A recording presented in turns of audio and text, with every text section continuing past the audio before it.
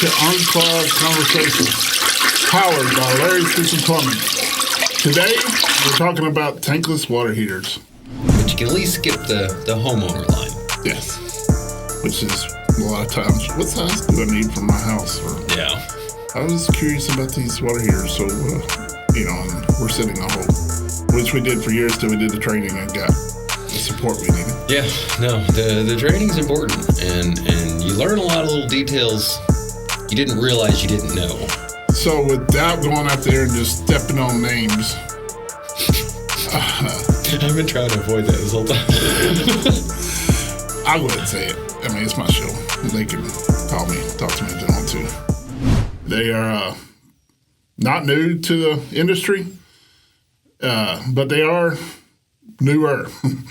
They're getting more popular over here. Yeah, I mean, it's taken a while for it to really catch on over here. It's, I would say, probably 25 years. Yeah, at the most. Not sure, because did it start in Japan? Yeah, I know that's where Renai's. Yeah, and I know Takagi's came from there. Takagi's were really early on. Yeah.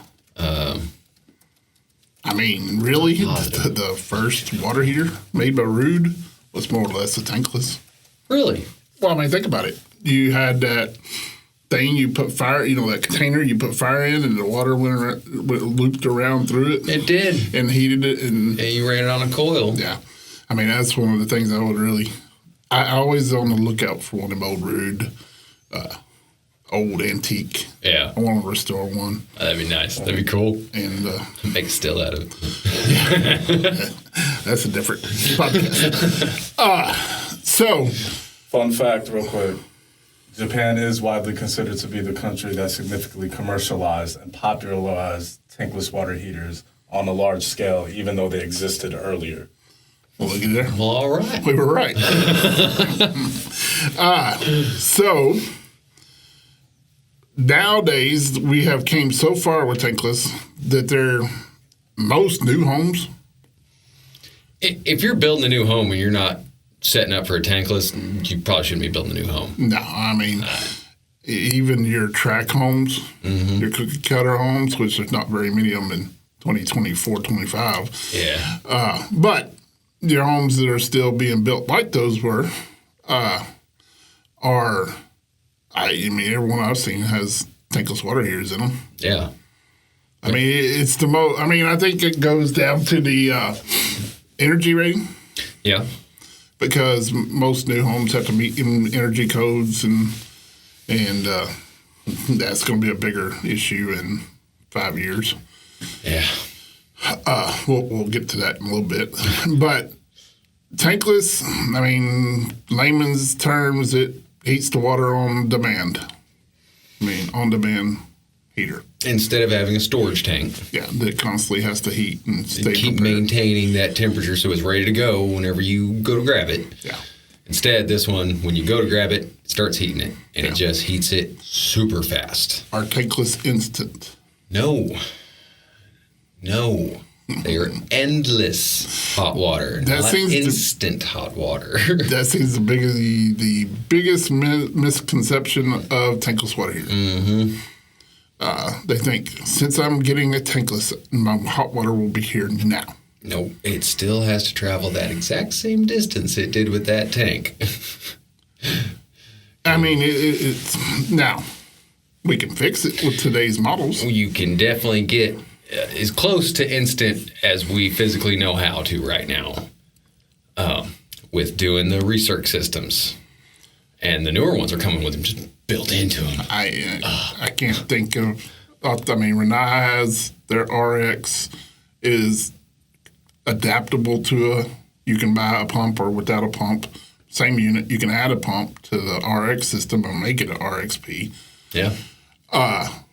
Navian most of them have pumps. I think they're the same thing. I think you could add it or not. Yeah. Ream's new Iconic has a pump. So, I mean, it's all the non-condensing, all the condensing models have pump available. Yeah.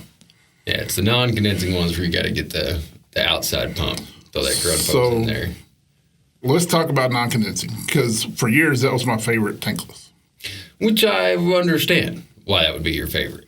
I didn't care for the condensing models. It seemed like a pain in the rear to me to have to retrofit, trying to figure out what I was going to do with the condensate. The venting was much easier. Venting was nice because you could just run PVC up. Yeah. I mean, you could save quite a bit of money there, but then you had to turn around and to determine and plan what you're going to do with the condensate. Because it's just like your AC unit, just how your AC has a drain. Mm-hmm. It drains all the time. That has to go somewhere. You're condensing tankless water heaters do the same thing. Yes. Like things going to be producing condensation, and it has to go somewhere, and it's highly acidic that comes out of there. So you have to put a neutralizer on it. Yes, which is a thing that just removes a lot of the acidity out of it. Mm-hmm. And you have to maintain. Yeah, it's another thing you kind of got to go back to and take care of and stuff. And change the beads out if it's a model where you can change the beads. Yeah. Some of them you just have to throw away that system and just buy a whole new case. But it does make it where you can run it into the yard with the neutralizer. Yes. Otherwise, you'd kill everything that touched that water. Have a massive dead space. Somebody said there was something that loved the acid. I don't know. Hydrangeas? Something. Hibiscus? I don't remember. I'd have to look that up. Wisteria? No, they did say something. I can't remember what it was. Leave me a comment. Yeah. But so the condensing models, I'm keep getting them mixed up, are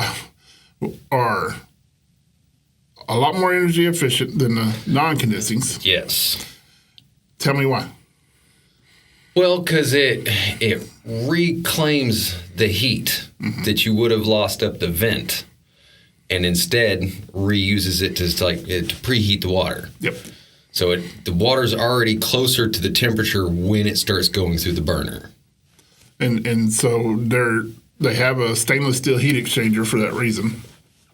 Such high temperatures on both sides. Yeah. The copper ones couldn't handle it. Yeah. Where a non-condensing has a copper heat exchanger. Yeah. Non-condensing, you just had to change the gas, make sure to get, upsize the gas. Generally upsize the gas. Yep. And change the vent to the roof and reconfigure your hot and cold. And the venting is pretty expensive. Yes. That is some of the most expensive vent in existence. Well, especially Renai's. Some of the Norettes and stuff, you could still use stainless steel venting. Yeah. And you would just have to... I haven't worked on a whole lot of Norettes. No, and they were not as popular as Renai. Yeah. In my opinion, Renai is probably the most common. And next to Navien. I mean, Navien's probably a close second. And Navien is pretty popular. I mean, I've been a Rheem fan for years. I installed Rheem tank top water heaters for years. Still do. We mix between Bradford White and Rheem, depending upon availability. But Rheem has never had the tankless to compete with the big boys. And Rheem's one of the largest water heater manufacturers. I just feel like they took too long to try to get into that market. Or just their first ones were, I guess, failures. Yeah, they were failures. And yes, they didn't jump right into it, and they didn't spend a bunch of money on it because they were making their money on tank top water heaters and air conditioners and heating units. Now they're going to have to play catch up. Yeah, and they have. And they're new, iconic. Me and Corey went to that training at Rheem a few months ago. And we have an iconic hanging on our tankless room. We have a tankless room here that we do training, or if there's an issue, yourself or I can go look at the unit. Yeah, all right, what are you looking at? And just sit there on the phone with them and start picking at it with them. Yeah, I mean, we got, 7 in there? Yeah, I think so. Yeah, we got 6. We got 6. We got 3 on the floor. Yeah, a couple of them still need to be hung and up. 6 on the wall. We had a bunch just show up. Yeah. Recently. And there's all different models. I mean, that's, as a service plumber, that's the issue, is none of them are the same. Mm-hmm. You can get great at fixing one of them. The old non-condensing one. Renais were so compact. You had to strip them apart, And you had to be so careful when you were stripping them apart too. Not to tear that heat sensor or whatever they got on there, and just to get to the flow servo. Yeah. To see, because that's a big thing that goes out, that and a heat exchanger. Yeah. And just to get to it, man, you had to take pipes out, wires out, motherboards out. Yeah. And break down half that unit just to change that part. I can see it. It's right back there. It's that big. I can't touch it. But I see it. They have updated their design, and it is way more repair guy friendly. And the Iconic, which we'll put a photo of the Iconic in here, because we haven't sold. I'm gonna be honest, we haven't sold an Iconic. We've sold more Renais because that's always been my personal preference. Yeah, I think it's a better design unit, or more long lasting, more proven. I guess is the word. I really like the company. Yes, the company itself has been more helpful than any other company I've ever dealt with, at least in the water heater world. Yeah. I mean, our company is level 3 on all major manufacturers of water heaters. Yeah. Level 3 techs. Yeah. Which means we get support, direct support from their... We get the phone numbers. They say, hey, don't hand this phone number out. Yeah. And it helps. You still sit on line. You still sit on hold. You will sit on hold. You got plumbers all across the country calling there. Yeah. We're not the only ones that have done it. Yeah. Yeah. And so... But you can at least skip the homeowner line. Yes. Which is a lot of times, what size do I need for my house? Or yeah. I was curious about these water heaters, so and we're sitting on hold, which we did for years till we did the training and got the support we needed. Yeah. No, the training is important, and you learn a lot of little details you didn't realize you didn't know. So without going out there and just stepping on names... I've been trying to avoid that this whole time. I'll go ahead and say it. It's my show. They can call me, talk to me if they want to. So we've done Rheem training, tankless training. We've done Renai's tankless training, and we've done Navian's tankless training. And a little touch on the O. Smiths. Yeah, a little one. They kind of gave us a broad training on everything. Yeah. Didn't get super into the details and everything. Yeah. We kind of already know all this. But my opinion as a seasoned master plumber here in the state of Texas, Navian had the worst training out of all of them. That was pretty bad. And I'm going to ask you what you got out of that training. Don't sell a Navian. Which is just terrible. It's not. I don't want to sit here and call anybody out, but I learned every way to avoid that warranty. It was an hour and a half of telling us what to do to not get it not warranted. Yeah. Yeah. Just nonstop of this breaks the warranty, this breaks the warranty, this breaks the warranty, this breaks. It's is there any way I can install this and it not break the warranty? It was a little you nuts. have to have a perfect installation. Yeah. It's they had so many ways to get out of helping you. And that's what they preached to us the entire time. And it just, I don't feel like you're standing behind your product quite enough. Well, my problem as a service plumber, I didn't install most of them that I work on. Yeah.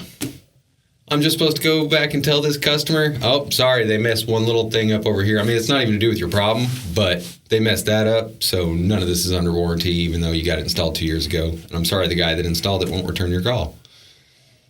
So you either got to pay me to fix it, and then fix the things that he did wrong, so we can get get the warranty and or replace it with the Renai that I know I won't have a problem with. Yeah. Getting warranted a year, 2 years, 5 years from now. Yes. And because Renai just sat there and just told us every way that they would help us. Yes. How they would go above and beyond in situations like that. He even said that they'll get a salesman to come and if they have a part available, they'll on their own person, in their car, they'll bring it to us and help us out to get it back running. Yeah. Yeah. Like, seem to really care about their customers. Really, they want your business. Where Nabi felt like more of, hey, you're going to give us business anyways. Yeah. Where Renai was like, no, we want everybody. We want the world to come to us. Like, we want to be the only water heater out here. And we're going to stand by our product. The interesting thing I got in the REAM training was that if the heat exchanger goes out, which is generally one of the top things that go out in a tankless water heater, and it's from hard water, which we discussed in an earlier podcast, a lot of times, poor quality water, hard water, not flushing, not maintaining, which they're supposed to be done on a yearly basis. Every year you're supposed to be flushing those things out. Sometimes, depending on the water quality, twice a year. Reem said that if the heat exchanger goes out, they will replace the entire unit. The entire unit. Now, that's impressive in standing behind your product. And that will save you a ton of time. Mm-hmm. Now, you have to disconnect and reconnect and hook the vent and gas and all that stuff back up. But you're not tearing a unit apart. Yeah. Going in and getting it apart, putting it back together, and then firing it back up. Yeah. You're completely changing that out. And then hoping that that's what the problem was. Yeah. Because it's a computer. Yeah. One thing can be do a deeper thing, can be do a deeper thing. Now, heat exchangers out, that's generally pretty obvious. Code 11, most common code, most water heaters. Yep. What is code 11? That one's the... No gas. The gas, yeah. It's not firing. No. Code 10 is not detecting a flame. Yeah. Code 11 is no gas. Yeah. Yes. Because sometimes those codes are right there side by side. They can work. You could get one and still have the other problem. Yeah. Because without gas, you're no flame. It's probably the most common code. It can be a multitude of things. Yeah. What's code 55 on the Renaissance? Service soon. Service soon. It's not 55. It's SS. So the new Renais have calculators and stuff in it, or data where it can keep how much gallons of water went through it, how long it's been running, all that, and it will pop a code 55 SS when it's time to service it. Yeah. So if you ever go to Renai and you see SS 55, you either need to serve it yourself or call a plumber. Yeah. Now, servicing. And I will be honest, I did not do servicing correctly for years. Yeah, and it was so hard to get a straight answer. Yeah. My gosh. I still don't have an answer how to correctly flush it, but I've changed the way we do it, and this is the way we do it. For years I used a chemical. There's multiple brands, Hercules, Floaid, tons of others that I probably don't know about. But in all this training, we learned that vinegar is absolutely the best. Vinegar's number one. Yep. So you hook a pump, fill a bucket full of vinegar and water, and then you pump it through the system. The way I've been doing it is I pump it through the code, start the unit up, as soon as it fires, I unplug it, and continue pumping. I think that's the most correct way to do it. Yeah. There's a filter to clean on the inlet water. There's a filter to clean on most models for the vent. Yeah. Most brands, especially the condensing models. Take a dollar bill, clean those flame rods. Yep. So that's servicing a tankless water heater now.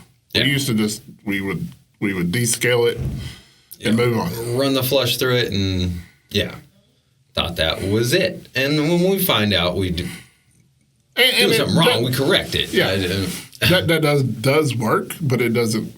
You're not getting the full effect. Yeah. Yeah. And so be sure that if you hire a plumber, they're doing it correctly. Yes. Ask them what steps they're going to take is what I would suggest to any homeowner. Yeah. Back to the non-condensing, the two-part centric vent. So it has a plastic 5-inch vent on the outside with a stainless steel. On the non-condensing is stainless. On the condensing is plastic. 3-inch stainless on the inside? I think it's more like a 2.5, to be honest with you. Yeah. I think they call it 3. That's not a 3-inch Not pipe. sure 3, yeah. And so it pulls how it helps, it pulls the vent helps heat up the incoming air as it's coming in. Yeah, just give you that little bit more higher efficiency. Yeah. Because that's all this is chasing. It's just that higher efficiency, higher efficiency, higher efficiency. So and then the exhaust goes through stainless steel and out the roof or out the wall and into the environment. And how do you determine what size of tankless you need? Gotta figure out your fixture ratings. Your GPMs. GPMs? Yeah. It's just a gallon per minute? Yep. Thought there was a different No. lettering system for that. But yes, so I mean your shower head has a certain rating, your kitchen faucet has a certain rating, your washing machine has a certain rating, your hose bibs have certain ratings. Just yeah. So that your whole anything on the hot side. But yeah, you're only adding up the hot fixtures. Anything on the hot side you got to calculate all your GPMs that could turn on at one time altogether. Yeah, so like you turned on every hot water opening in your house at the exact same time, that unit has to keep up with that. Yep. And the biggest thing that most customers say, well, we're never going to run all the showers and laundry and all that stuff at once. You're not. Well, it doesn't matter if nobody ever does. Yeah. In the state of Texas, we are required to act like everything could come on at once. And it's because the responsibility got put onto the licensed individual, not the homeowner. Yeah. Because the homeowner, it's your house. You can kind of do whatever you want with it. Now, you're supposed to get an inspection if you do your own water heater, and then you would be forced to bring it up to code like we are, but you're in your own home. You don't have to call in an inspection if you don't want to. Yeah. We have to call in that inspection, and we have to do it like this house is going to be sold to someone else, and it has to be perfect. Yep. I can't bring into account whether you care or not about it. Well, I think the biggest thing is we have to do it like it was originally built. Even if you're converting it from a 50-gallon gas to a tankless water heater, that 50-gallon gas was determined by the code to be big enough for this house. I have to put a tankless water heater that can match that. Yeah. So gallons per minute, how do they determine that? So that's going to On be... the tankless side, so I have an RL 9.4 gallons per minute is what the 9.4 stands for. Now they've changed it all to BTUs. They've gotten away from the... Yeah, they stopped saying the gallons per minute in there because you can't be that accurate on your gallons per minute on a tankless water heater because it depends on what your incoming water temperature is. All charts that I've ever seen produced by water heater manufacturers are so inflated, I guess would be the word. Yeah. Because they have your waterized versus your incoming water to get you to where it is at such a high amount that there's hardly no incoming water at that temperature here in America. Yeah. Like even the Texas zones, it's saying like I was just looking at it earlier. It's saying our water is like 80-degree water. Yeah. Is what's going to get you that highest rating, GPM rating. But even in the middle of summer, we're not at 80 degrees. And yeah, so it's not really a thing. So you get in the winter when the temperature's in the 20s, then your water temperature's so low. So now you have a 3-gallon per minute tankless water heater, not a 8-gallon per minute tankless water heater. But there's really no code to determine that. Fortunately enough, they don't go by the bottom number. They go by the top number on the manufacturer. Yeah. But you got to be careful. You got to determine, especially in commercial, high demand. Mm-hmm. And that is, Renai's got some pretty awesome tankless sets to just fully replace a boiler. We did it at the Dallas Zoo. Oh yeah, that was a massive pretty boiler cool unit. and put two. Is it Demand Duo? Yeah, the Demand Duo. We put one Demand Duo, which has two tankless strapped on the side of a storage tank. Yeah. And it replaced that massive boiler. Yeah. And it's working fine. Yeah. Working as good as the boiler did. That was a really cool project. Yeah. It was a headache of a project, but it was a pretty cool project. But that just proves that we took something that took up a whole room and then had a storage tank in another room, a massive storage tank. Yeah. Huge storage tank. I don't even know how many gallons that was. I don't know. 400 gallons? More. Yeah, I would think, more. it was more than 400 because the thing was 7 foot tall and probably 6 foot around, Yeah. 5 foot around, something like that. Yeah. So, I mean, massive storage tank. Unnecessary. yes. In today's.